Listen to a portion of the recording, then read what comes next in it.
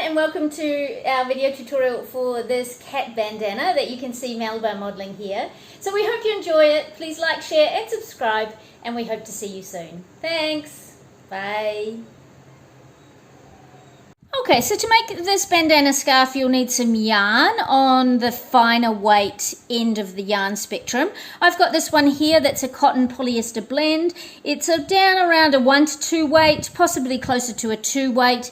I'm making this in summer, so I'm making it a nice light scarf, bandana scarf. You could use a winter yarn as well. A nice fine merino would be perfect. Even acrylic, whatever you want to, whatever season you want to make this for, it's absolutely fine. But you want the yarn to be down around the finer weight. You'll need a crochet hook that corresponds to your yarn, and I'm using 2.5 millimeters today. You'll need some scissors to snip your ends, a darning needle to weave in your ends. Oops, where's that gone? There we go. A darning needle, an optional stitch marker, entirely optional. You just might find it useful at a certain point. Now there's an option also to make this as a button-up version for your bandana, but I'm not doing that today. You'll be using the holes in the stitches as your buttonhole, so you can use whatever size button fits through those holes.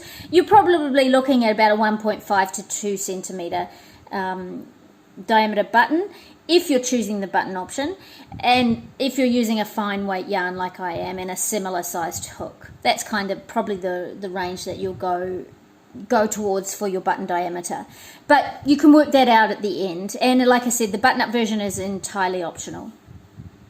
You'll need, potentially need, you don't absolutely have to have an exact measurement of your cat's neck circumference, so you may or may not need a tape measure to take that measurement.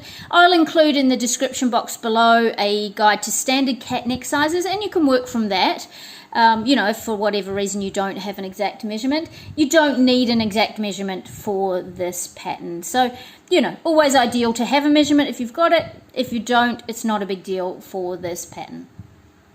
Okay, so here are two of the bandana scarf that I've made previously. They're made in the same yarn, just different colors. Now, we'll be working, just to give you an idea, we'll be working from the bottom here up the triangle. And it's pretty easy. What we'll be doing is, what I encourage you to do is think about this bandana scarf in two halves. They're mirrors of each other. So if we put them together, they're mirrors of each other.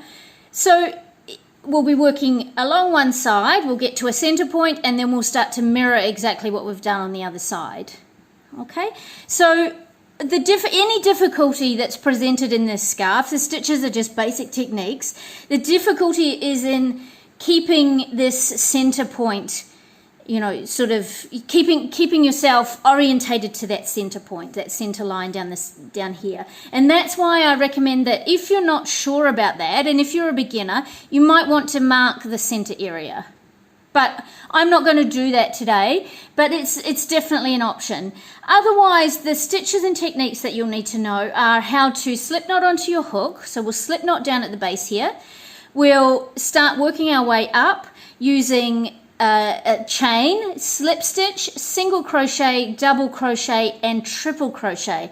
Now I work in US terminology, so apologies to my British friends, but we'll be working up, just shaping this bandana scarf moving outwards using those stitches.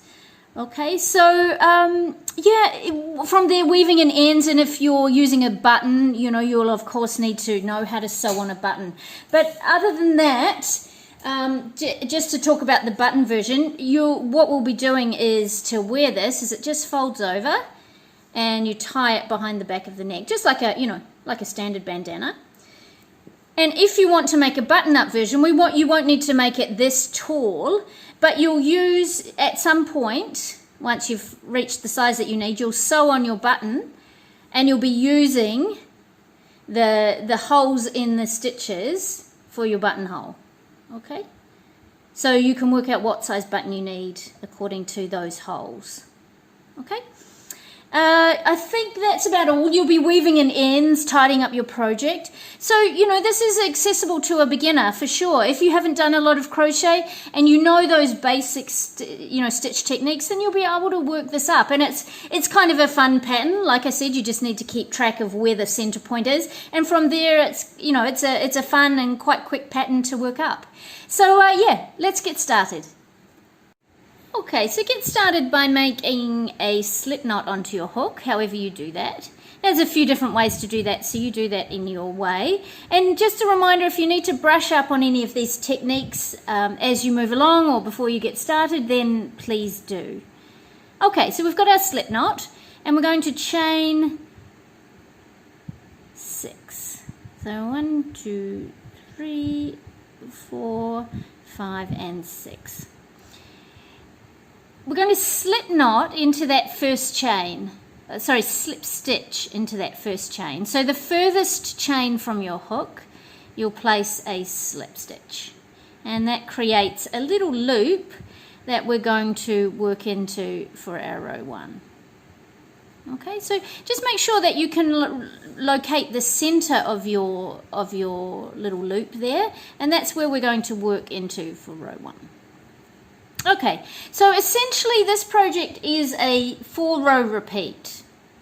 Okay, so starting with row 1, we're going to chain 5. Now every row will begin with a chain 5, okay, and we'll turn. Now the chain 5 counts as a triple crochet plus a chain 1, okay. Now we're going to work 3 double crochets into the center of the ring. 1, 2, and 3. And just a reminder that this is the first row and the first row of our 4-row repeat. Okay. Chain 1, and then we're going to triple crochet into the loop to finish off this row 1. Okay, now as I said at the beginning, what I find helps me is I think of this project in 2 halves. So we start every row with this chain 5, okay, which is like I said, the triple crochet chain 1. In the center piece here for this row 1, we've got 3 double crochets in the row 1 of our 4-row repeat. We chain 1, and then we've got a triple crochet. So every row will begin and start in the same way. And as we move along, you'll see that we add on to that at the beginning, and each row oops, sorry, I just knocked my camera. Each row begins and ends in the same way. Okay, and then throughout the 4-row repeat, we just change this center area here. Okay, so if you need to mark the center area, then you can as we move along. That's why I said an optional stitch marker at the beginning, but you don't need to. Okay, once you get the hang of this pattern, it's pretty easy to follow. Okay, so that's row 1. And actually, just to say, I tend to work this in 2 halves. So I've got the first half, I get to the center, and each, depending where I'm at in the 4-row repeat, I've got a slightly different center point, and then I always finish off mirroring in the same way as I work the first half. So the first half of the bandana on this side. Actually, let's just bring in one of my other ones. So the first half working towards the center here, and then we mirror working in the second half. Okay, so that might seem kind of obvious, but I just find that it's good to think about it that way. And in the 4-row repeat, we just alter how the center bit is worked. Okay, the center area is worked. Okay, so that's row 1. Moving on to row 2. 2, 3, 4, and 5. So as we said, we start always with that chain 5. Now we're going to, in this next chain space, I'm going to place 3 double crochets. So like we did in the previous row, 3 double crochets. This is row 2 of our 4-row repeat. We're going to chain 2 here, and in that, what is effectively that chain space here, we're going to place our 3 double crochets. So we're past the center point now, and we're going to mirror what we did at the beginning of the row, or the beginning of the first half of the bandana. So 3 double crochets, chain 1, and a triple crochet. Okay, so as I said, each row will finish off that same way. Okay, so that's row 2.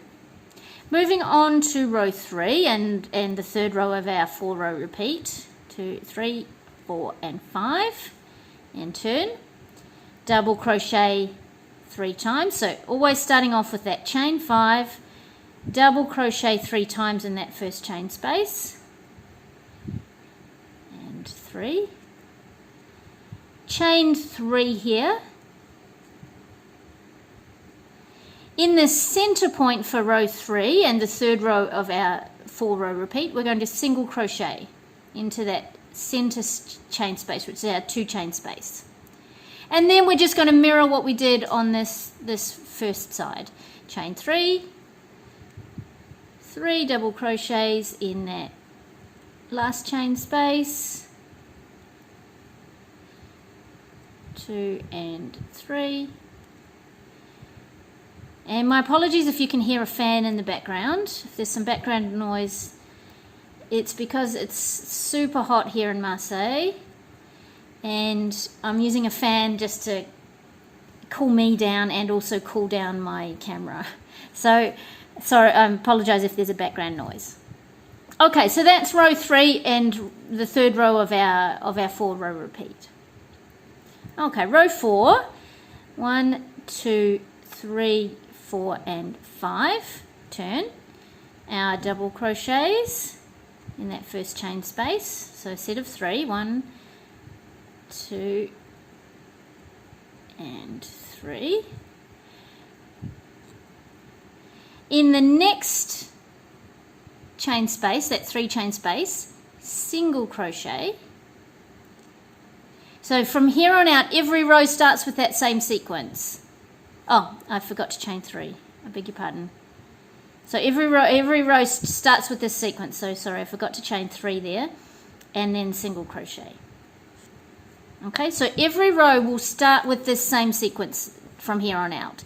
That chain 5, 3 double crochets in that first chain space, chain 3, and then single crochet in the next chain space. Okay, every row from here on out will start like that.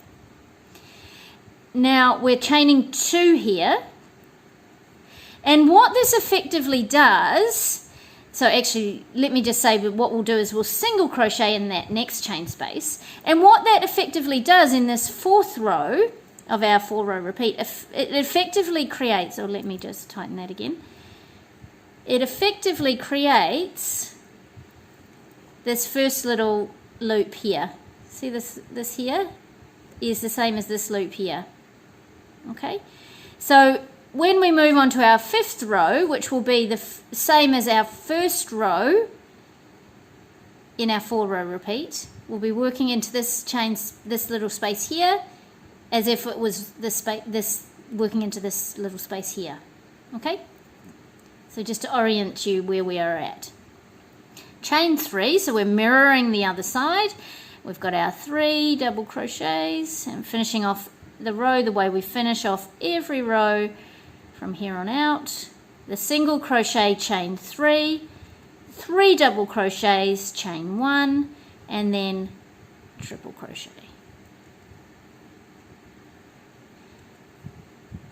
Okay, so that's row 4 and the end of our 4-row repeat. So we're just going to start back again at row 1 and repeat the rows until we reach the size that we want for our bandana scarf.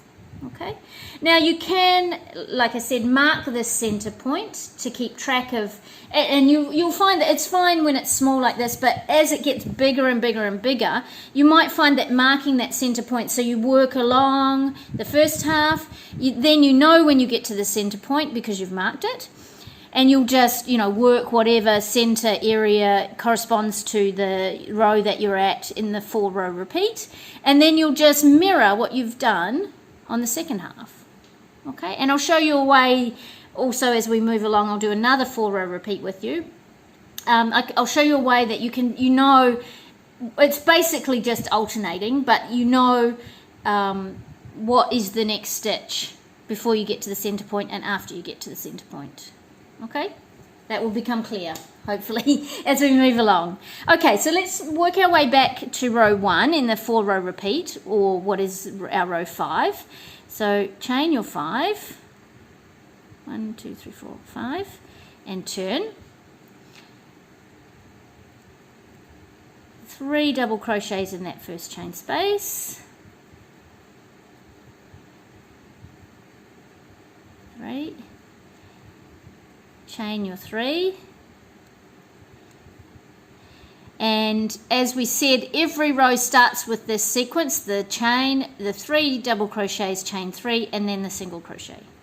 Okay, now we've got our chain 3 to get across to the center space where I said that we'll just be repeating what we started with down here. So into this little, what is effectively the same as our 6 chain loop down the bottom here, we'll work our 3 double crochets, 1, 2, and 3. We'll chain our 3, and now we're just mirroring. Okay, single crochet, chain 3, double crochet by 3, 2 and 3, chain 1, and triple crochet.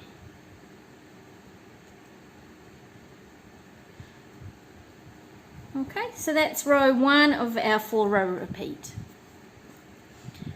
Moving on to the next row, chain your 5 and turn. So start off as you would start off each row, or as you are starting off each row, the chain, then the 3 double crochets, then your chain 3,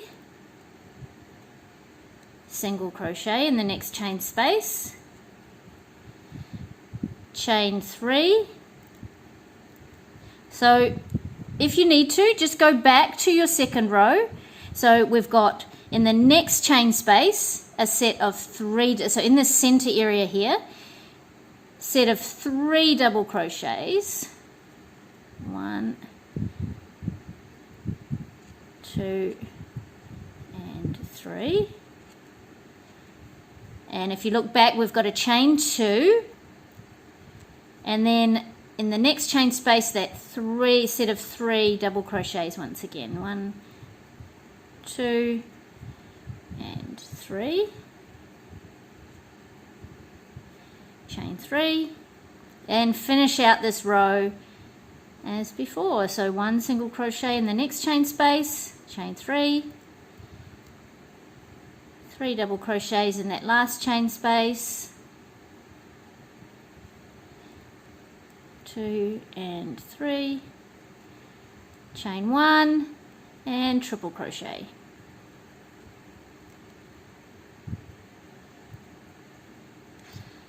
Okay, so hopefully things are starting to become clearer. So moving on to row 3 of our 4 row repeat, 1 2 3 4 5, and turn. So start each row as before.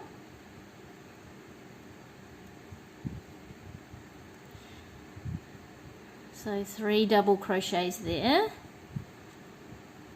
chain 3, single crochet in the next chain space, chain 3. Now if you need to go back and check, just check out what you did in this 3rd row here. So in this next, so we're working the center area here. So in the next chain space we've got our set of 3 double crochets and 3. Okay, so that basically corresponds to this set here in that 3rd row. And then we've got our chain 3. In the center space we've got a single crochet, chain 3, And then we mirror to finish out this row. So we've got three double crochets, chain 3, single crochet, chain 3, 3 double crochets,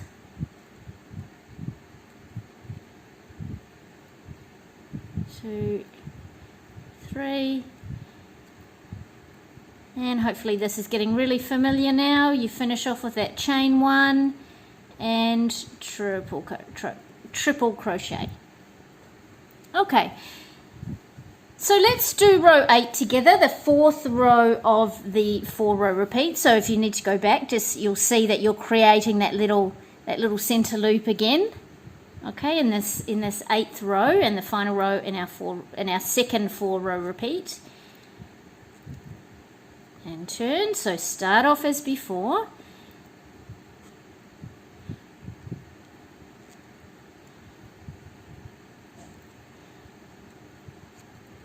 And 3. Chain 3. Single crochet in that next chain space. Chain 3.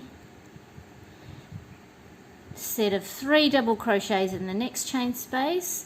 So you're basically just alternating until you get to the center, the single crochet and the 3 double crochets. But the way that you can tell, and this, it doesn't apply again while it's still quite small, but once you start to kind of get in the flow of it and you're working towards the center and then you're working away from the center, how you'll know what the next sequence is, but like I said, it basically just alternates. In the first half of the bandana, then what stitch will go in the next chain space is whatever is immediately after that chain space in the previous row. Okay, so for example, here in this chain space where I've just worked, immediately after that chain space is a set of 3 double crochets. So I know if I'm working on this half of the bandana, that's what my stitch sequence will be in this chain space.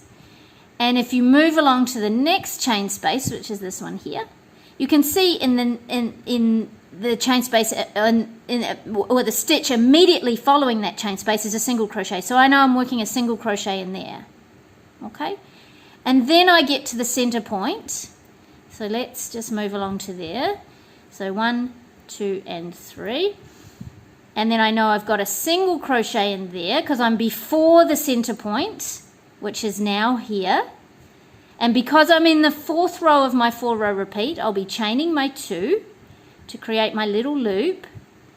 And then now as I move away from the center in the second half of the bandana, I follow what was immediately prior to the chain space. So immediately prior to the chain space was a single crochet. So I know my next stitch is going to be a single crochet in that next chain space. Chain 3.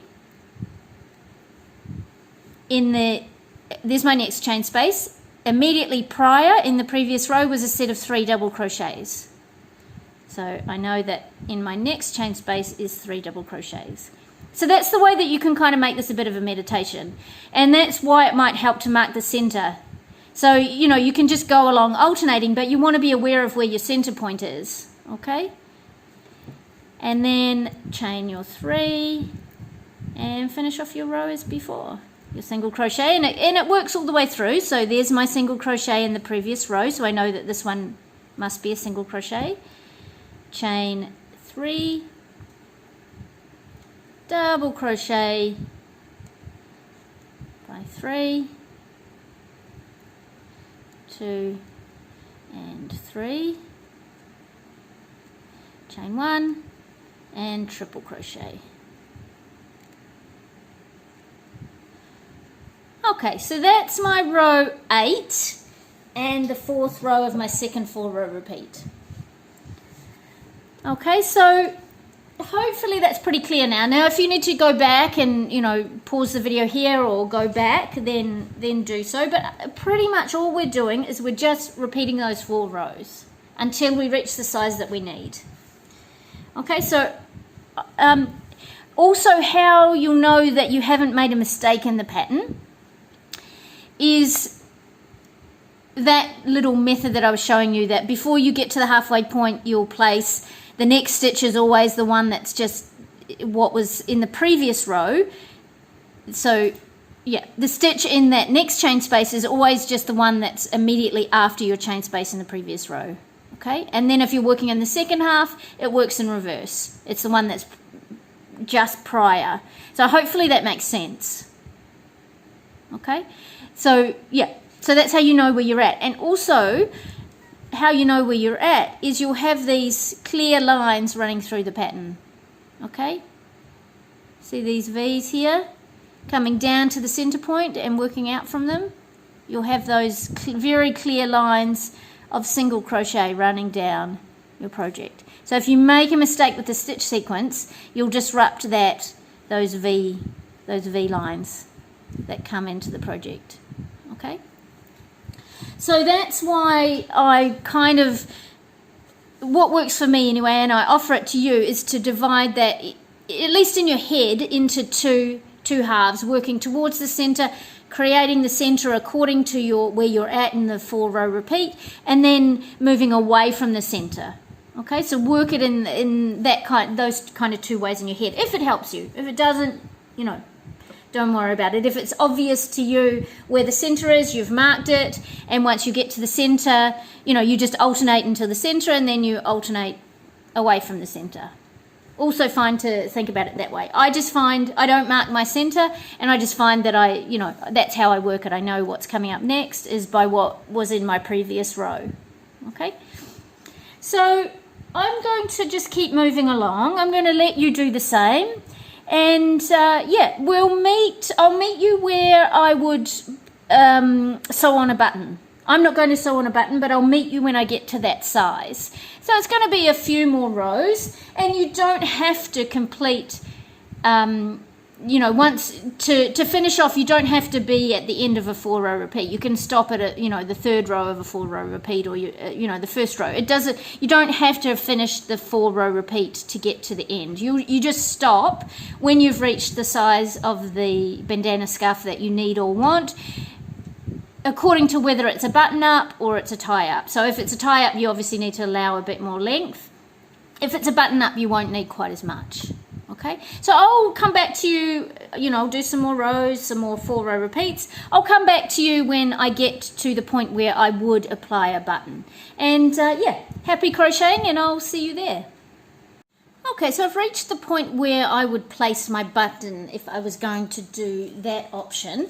So Melba's neck circumference is about 24 centimeters, and if I was to place my button, say here, just on that set of 3 double crochets there, I would have, and you can, you know, if you better to make it slightly longer than you think you need, because you can adjust it. You know, you could use, we're going to use these natural holes in the work for buttonholes, so you know, to there. And if her neck circumference is 24 centimeters, I've got an extra 2 to 3 centimeters there.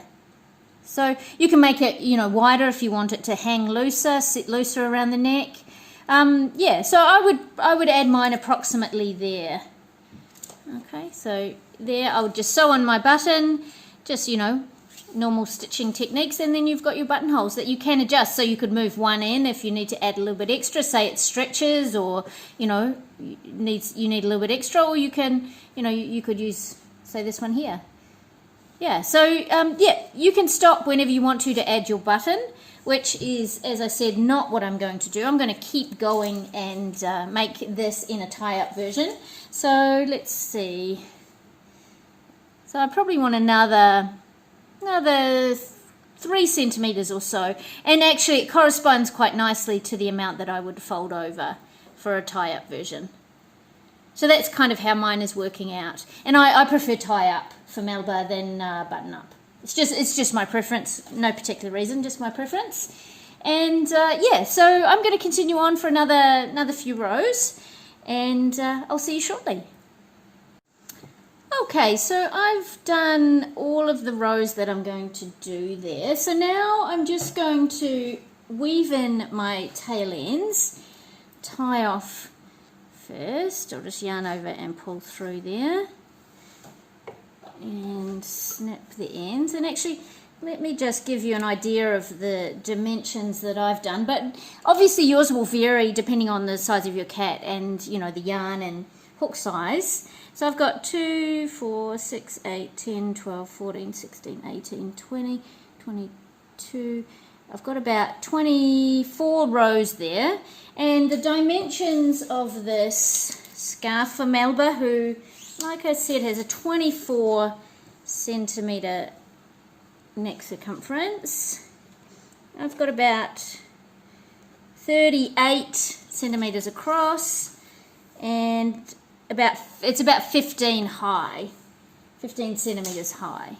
Okay, so you'll keep going until you have the, you know, the width that you need, and this is designed to fold over, as I've said lots of times, and tie at the back. So that's how you want to fit this. Okay, and then once you've, you know, you're where you're at and you've tied off, you'll obviously just weave in your tail ends, and I'm going to kind of assume that you know what you're doing with that. So just thread your needle. I'm just going to straighten my camera, excuse me there, and we're going to just weave this in. So I just weave along your stitches there and down through. The double crochets are pretty easy to weave into. Actually, let's just take another loop there. So yeah, I'm kind of assuming that you know how to weave in your end. It's a good idea to go backwards and forwards a few times just to, you know, to secure that. Different directions. Let's get that through there. And I think that'll do. And I'll go ahead and I'll do the same with the other end off camera. And you can just snip off any excess. So I'll do the other one off camera and I'll be right back and we'll finish off together. Okay, so there's my finished bandana scarf. So I hope you've enjoyed this tutorial. I think this is really pretty, particularly for summer. I think it's super pretty, but it would look great too in a winter version. So I would love to see your photos and see the yarn that you've used and see your cat modeling for, you know, if you can get them to model for you for a few photos. I would love to see them, meet your cat. So you can send those photos along to catventurers.community@gmail.com, or you can tag us on social media at catventurous.crochet. So thanks so much for being here. You know, it's a pleasure to provide these videos for you, and I hope you enjoy them. And, you know, please like, share and subscribe. And thanks very much for being here. See you. Bye. And she's off. And we hope to see you soon. Thanks. Bye. Had enough? She's had enough. It's very hot here. Bye. Yeah. Good girl. Thanks, Melba.